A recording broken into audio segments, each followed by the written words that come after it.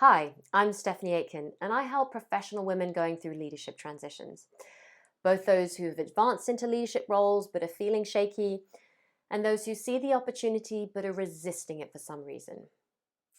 And if you're somebody who's feeling overworked and unsure of whether or not to go for a promotion because you're worried about whether you'd be able to cope with the demands of it, then this video is for you. In this short video, I'm going to share some essential insights that you absolutely need to know to be able to make that decision. And I'm going to share something that may be quite shocking in the process. Now, this video will also be helpful for you if you support other women within your organization through tipping points in their career. Now, those of you who have watched my previous videos will know that I believe there are three main reasons why women hesitate to step up to leadership and struggle when they do. And one of those is congruence.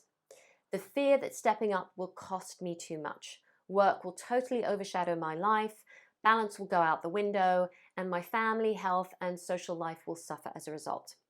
And many of us think that we don't want to pay that price. But here's the shocking reality. You may be part of the problem. Now, I understand that in many organizations, the working culture at a senior level is incredibly demanding. And there may well be some work to do to ensure that people's well-being is valued just as much as profits and productivity. However, many of us are looking up and weighing up the cost of advancing without realizing we're inflating the price. So what do I mean? I'm talking about your working habits, the way you manage your time, energy, and workload. And I think it's really important to understand the part that this plays because you may be skewing the data and you can't make a fair and balanced decision about whether going for a promotion is going to be right for you, and you may be then missing out on a great career opportunity. Now, having worked for nearly 20 years in the corporate world with many, many women, both as an in-house lawyer and as a corporate trainer and coach, I've seen that women have reoccurring working habits that make their roles more demanding than they need to be. And I call these our time thieves. And there are 7 of them that I work through with my coaching clients. And in this video, I'm going to share the top 3. So the first time thief is overdoing it, which means doing more work than is reasonably necessary on a particular task. And I know this is subjective, but we also know when we're overdoing it. I hear women admitting this all the time. I take way too long to prepare my presentations, and I spend hours checking and rechecking my work in case I've got something wrong. It's like the perfectionist takes hold and goes totally over the top. The second time thief is not delegating enough. This is where we hold on to work that we know we should be passing on because we think that we'll do a better job. The other person won't do it to a good enough standard, or it'll just be quicker if I do it myself. Or maybe deep down, we want the acknowledgement of doing the work ourselves. But really, this is stuff that we should no longer be doing at our level, and it may even be somebody else's responsibility. The third time thief is micromanaging. So this is when we do delegate, but we keep such a tight grip on it that we barely reduce our workload in the process. Now, of course, this may be appropriate if somebody's new to a role, if it's a new area, but often it just acts as a bottleneck that hampers everyone's development and keeps our plate piled high with work.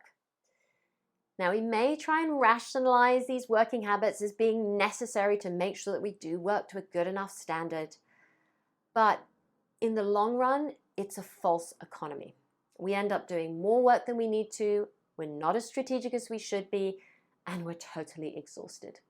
So we become our own worst enemy. So it's understandable that from this hamster wheel that we've got ourselves stuck on, when we look up at the senior landscape, it feels overwhelming and we think, oh, I don't think I can take on anymore, and we resist stepping up.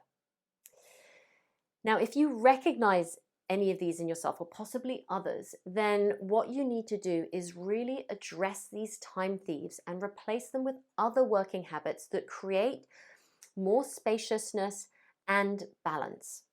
And from that place of extra capacity and control, Then make the decision about whether or not going for a senior role and the demands of it are something that you want to take on or not. And it may be that it still doesn't align with your overall life ambitions, but at least you've made that decision from a place of clarity and power. And then you can design the rest of your career accordingly. Now, addressing these time thieves will involve unpacking the mindset that's driving the behavior, which is the work that I do with my coaching clients. So you may need some support with this.